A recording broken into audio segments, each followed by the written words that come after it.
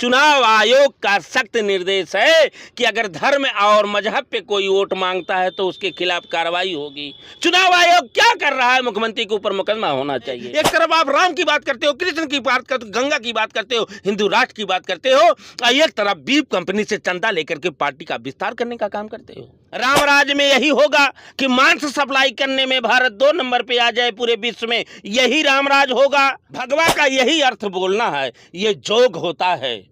हम सत्य अगर ना बोलें, सत्य के साथ ना चलें, मानवता के साथ नहीं चलें तो इसका पहन करके हम पापी हो जाएंगे। लोकसभा चुनाव को लेकर सरगर्मियां तेज हैं। लगातार हमारी चुनावी यात्रा भी जारी है। पूर्वांचल के बाद अब हम लखनऊ पहुंचे। लखनऊ में हमें भानु प्रताप जी मिल गए, महाराज जी। इनसे जानते हैं कि इस बार का जो चुनाव है 2024 का कैसा देख रहे हैं, और ख़ासकर जो भारतीय जनता पार्टी की तरफ से दावा किया जा रहा है कि अब की बार 400 पार, उसमें कितनी हकीकत है, और क्या लगता है कि आपको 400 पार पहुंचेगी, या ऐसे ही वो 2014 की तरह फिर बाद में चुनाव बाद बोल दिया जाता है कि जुमला है? महाराज जी, जो आप इस समय जो परिवेश देख रहे हैं, मौके पे जो स्थितियां देख रहे हैं, स्थितियां परिस्थितियां देश की, आपको लगता है जो बीजेपी के द्वारा लगातार नारा दिया जा रहा है कि अब की बार 400 पार, कितना?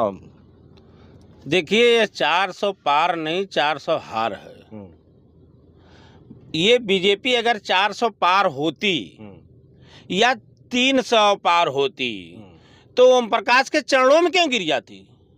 जिसने कहा था हमने कटोरा इनको थमा देंगे, चल सन्यासी मंदिर में, आगे क्या क्या बोले, जयंत चौधरी चवन्नी को डॉलर बना दिए, दारा सिंह चौहान से लेकर नीतीश से लेकर के झारखंड से लेकर के अन्य इतनी कृतियां कर रहे हैं। अरविंद केजरीवाल को एक कथा कथित के नाम पर के ईडी का दुरुपयोग करके जो है जेल में भेजने का काम करते हैं। वही जब संजय सिंह आते हैं तो ऐसे दहाड़ करते हैं। उन्होंने एक शब्द कहा, यही बात होगी आपके उदाहरण, यही मैं बात बता रहा हूँ कि इस तरह से लोकतंत्र पे बोल रहे हैं जैसे कि ओसामा बिन लादेन बोल रहा है। संजय सिंह ने जो वर्ड बोला, तो भारतीय जनता पार्टी कहीं से और किसी कारण नहीं आ रही है। क्या कारण होगा ये 400 पार आएंगी?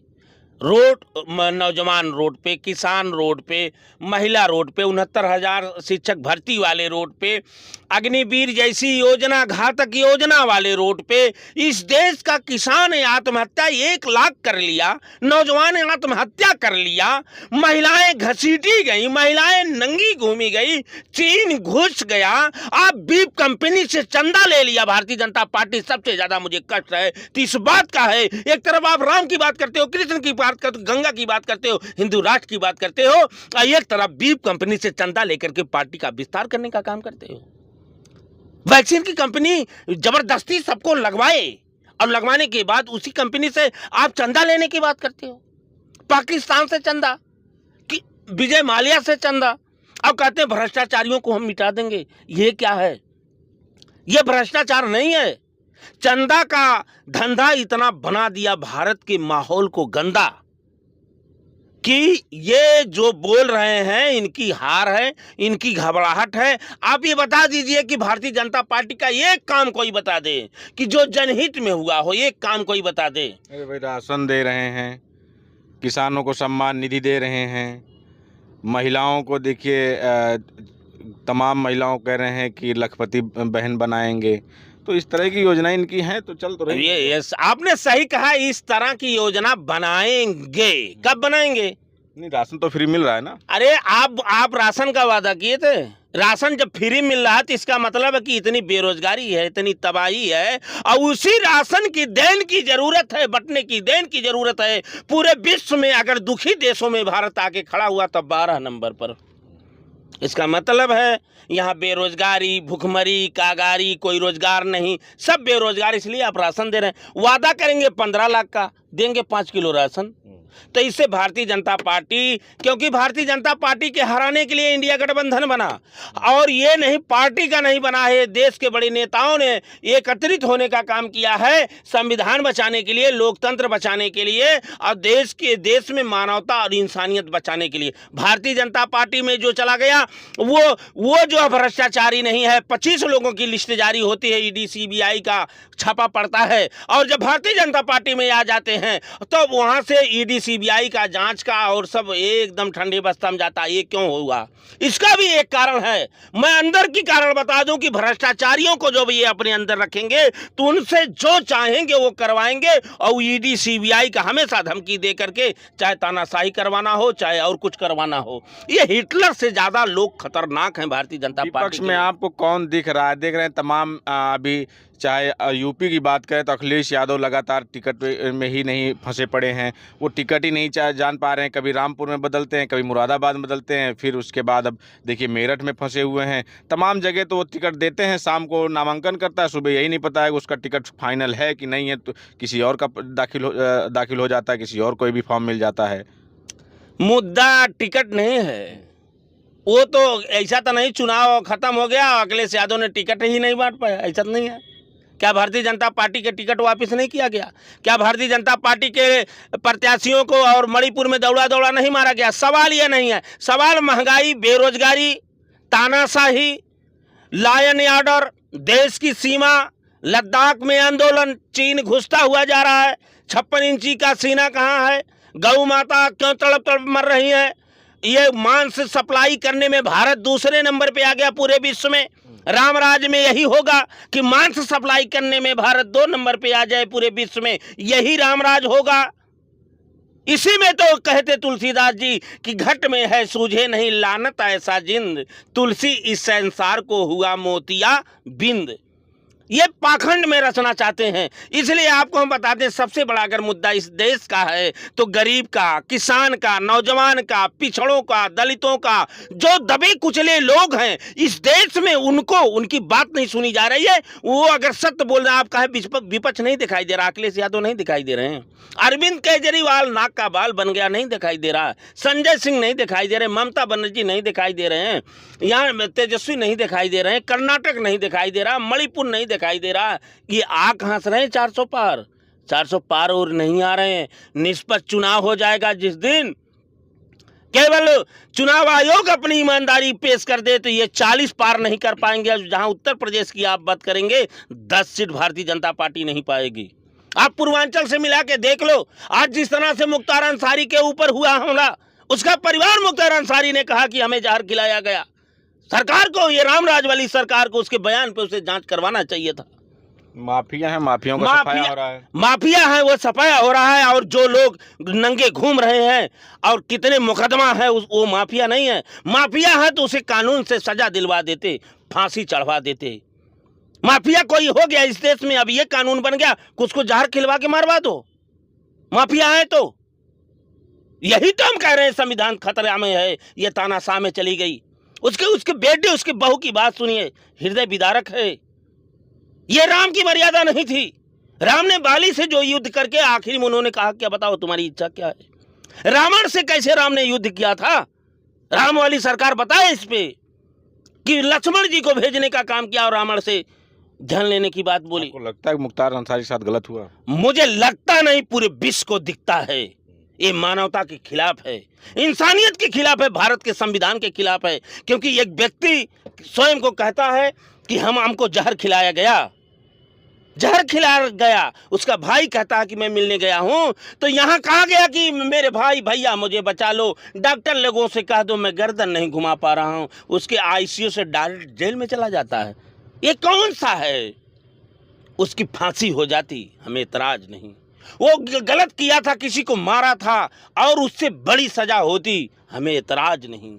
लेकिन इस तरह से मानवता को सार में सार करके एक हिंदू मुसलमान का ध्रुवीकरण करके केवल अगर सियासत के लिए हो रहा तो इसके हम विरोध में हैं।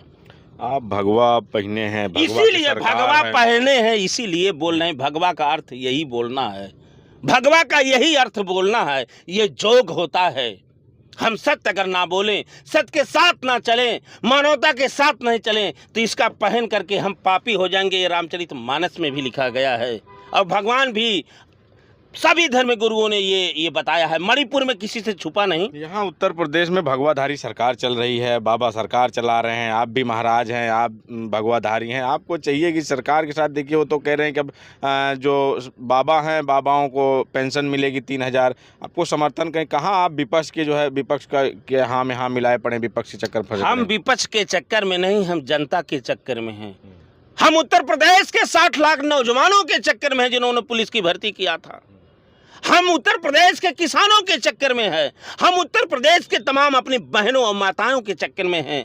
हम उत्तर प्रदेश के तमाम व्यापारियों के साथ हैं। हम उत्तर प्रदेश के जितने लोगों के ऊपर फर्जी बुलडोजर ईडी सीबीआई लगा उनके चक्कर में हैं। हम उत्तर प्रदेश में जितने लोगों को जबरदस्ती फर्जी मुकदमा लगाकर लाखों लोगों को जेल में भेज दिया गया, हम उनके चक्कर में हैं। हम उत्तर प्रदेश के उस चैनल मीडिया वाले के साथ हैं जो सत्य बोले उसकी आवाज दबा दिया गया, आज यूट्यूबरों का भी चैनल को सस्पेंड कर दिया गया, उसके चक्कर में हैं। इसलिए इस चक्कर में पड़ना पड़ रहा है। अब उसे आप विपक्ष कहिए, हम मानवता के चक्कर में। मोदी योगी जी की सरकार कैसी रही है 10 साल 7 साल?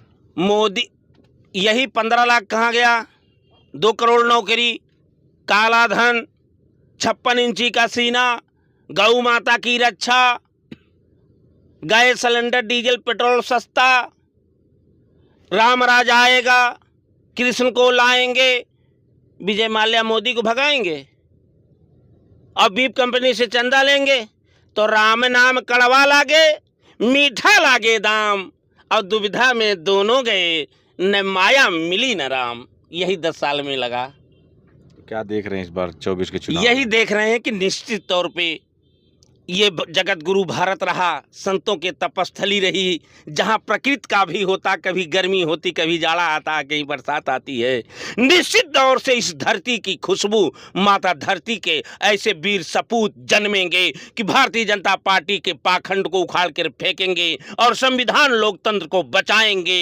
और ये जो गठबंधन भी बना है, हिंदुस्तान के जो अपने लोगों ने अपने प्राणों की आहुति दिया है, उनको भी शांति मिलेगी। कोरोना काल में जितने लोग मेरे भाई बहन तड़प तड़प मरे हैं, उनको आत्मा की भी शांति मिलेगी कि ये सरकार कफन नहीं दे पाई। और सरकार से जब पूछा गया तो बोला एक भी व्यक्ति तड़प के ऑक्सीजन की कमी से नहीं मिला। ये मुझे यही लगता, संविधान सुरक्षित होगा, लोकतंत्र सुरक्षित होगा। और उत्तर प्रदेश में अखिलेश यादव के नेतृत्व में भारतीय जनता पार्टी का सफाया होगा। पीडीए के रणनीति में यहाँ से एक आगाज ऐसा निकलेगा, पूरे हिंदुस्तान में परचम फहराया जाएगा। अखिलेश यादव के नेतृत्व में इंडिया गठबंधन का झंडा लाल किला पे फहराया जाएगा। अखिलेश यादव जी ने ऐसा क्या कर दिया है कि उनको जो है आप पता? यही अखिलेश यादव ने कहा कि पीडीए ही मेरा भगवान है। यही कबीर कहे, यही रविदास कहे, यही राम कहे, यही कृष्ण कहे, यही मानवता कहती है कि पीडीए। अखिलेश यादव 5 साल सरकार चलाए हैं उत्तर प्रदेश में, ऐसा कौन सा वो रहा है कि ऐसा क्या बदलाव ला दिया कि उनको जनता दोबारा चुने? भाई 19 का चुनाव हारे, 22 का चुनाव हारे, तमाम चुनाव बार बार हारे, ऐसी कोई कौन सी योजना वो ले आए जनता के लिए, उस पर जनता विश्वास करेगी? देखिए, सत परेशान होता जितना ही अखिलेश यादव ने 100 नंबर लाया, 102 नंबर दिए, काना स्टेडियम बनाए, लैपटॉप दिए, कन्या विद्या धन, बेरोजगारी भत्ता, समाजवादी पेंशन, आगरा एक्सप्रेसवे दिए, काना स्टेडियम, लोक भवन, तमाम ऐसी योजना से यहाँ देखिए आजमगढ़ से धर्मेंद्र यादव जी लड़ रहे हैं, वहाँ ने एशिया की सबसे बड़ी चीनी मिल देने का काम किए।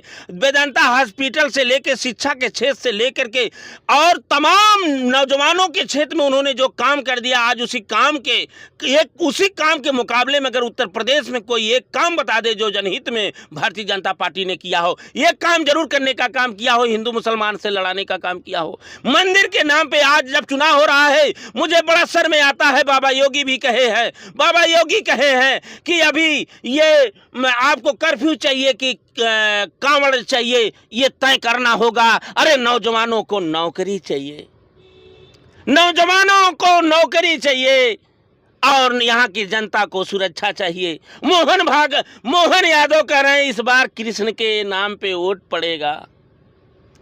और आप आप धर्म के आड़ पे फिर खड़े हो जाते हो। चुनाव आयोग का सख्त निर्देश है कि अगर धर्म और मजहब पे कोई वोट मांगता है तो उसके खिलाफ कार्रवाई होगी। चुनाव आयोग क्या कर रहा है? मुख्यमंत्री के ऊपर मुकदमा होना चाहिए अगर देश में कानून बराबर है तो। लेकिन इस समय कानून दो प्रकार का है, बड़े लोगों के लिए अलग, गरीबों के लिए अलग, पिछड़ों के लिए अलग, दलितों के लिए अलग, वनवासियों के लिए अलग। यह प्रकार का कानून आज देश में चल रहा है। कैसे वो वोट मांग रहे हैं? अगर चुनाव आयोग सुप्रीम कोर्ट की गाइडलाइन से ये कहा तो समान एक होना चाहिए। अगर जो धारा हमारे ऊपर लगती है वही धारा प्रधानमंत्री के ऊपर लगेगी। यही हमारे देश का संविधान है और इसको ये बदलना चाहते हैं। आप देखें नहीं, राष्ट्रीय महिला पहलवानों को घसीटा गया, 300 छेड़खानी लगने के बाद व्यक्ति गिरफ्तार नहीं हुआ। ये देश में पहली बार हुआ, ये किसी से छुपा नहीं है। तो इसलिए बड़ा दर्द है, बड़ी पीड़ा। मैं किसी विपक्ष के पक्ष में नहीं हूँ, अखिलेश के लिए इसलिए हूँ कि अखिलेश मानवता की बात करते हैं, इंसानियत की बात करते हैं। वो मंदिर मस्जिद में जाते हैं, वो गुरुद्वारा में जाते हैं, इफ्तार में जाते हैं, लेकिन जब वोट मांगते हैं कहते हैं नौजवानों, किसानों, गरीबों, मजदूरों, ये इस देश के अधिकारी से लेकर सभी नौजवानों, अधिकारियों, 69,000 शिक्षक भर्तियों, सुनो, मैंने काम किया है, मेरा काम बोलता है तुम, मेरा काम अगर अच्छा है तुम मुझे वोट दो, मैं तुम्हें समानता के तरह से वो नौकरी की गारंटी दूंगा। इसलिए मैं अखिलेश को पसंद करता हूँ। अखिलेश जी कहते हैं किसी गरीब के घर में भोजन पहुंचा दो, किसी गरीब के लड़की की शादी करवाओ, या ऐसी योजना लाओ किसी घर में खुशहाली आ जाए, तो यही भगवान होगा। यही कबीर कहे कि पाथर पूजे हर मिले, मैं पूजू पहाड़, इससे भली है चाकिया की पीस खाए संसार। इसलिए अखिलेश यादव को मैं पसंद करता हूं। धन्य हो अखिलेश यादव, मेरा साधु वादा है। आपके अंदर नेताजी श्रद्धेय विराजमान है, डॉक्टर राम मनोहर लोहिया कबीर और रविदास भीमराव अंबेडकर, महात्मा बौद्ध, और कोरोना काल में जितनी आत्मा मर रही है, मरी है तड़प तड़प के, वो भी आपसे कह रही है अरे अखिलेश जी आओ बचाओ, मैं तो मर गया, मेरे बच्चों को भी बचाओ, क्योंकि वो आत्माएं तड़प रही है ये भारतीय जनता पार्टी की गलत नीयत के कारण। चलिए, तो ये धर्मगुरु भानु प्रताप जी थे हमारे साथ, अपनी बात रखते हैं। आपकी क्या पद क्या हमें जरूर बताएं। बने रहें हमारे साथ, मिलते हैं अगले वीडियो में। धन्यवाद।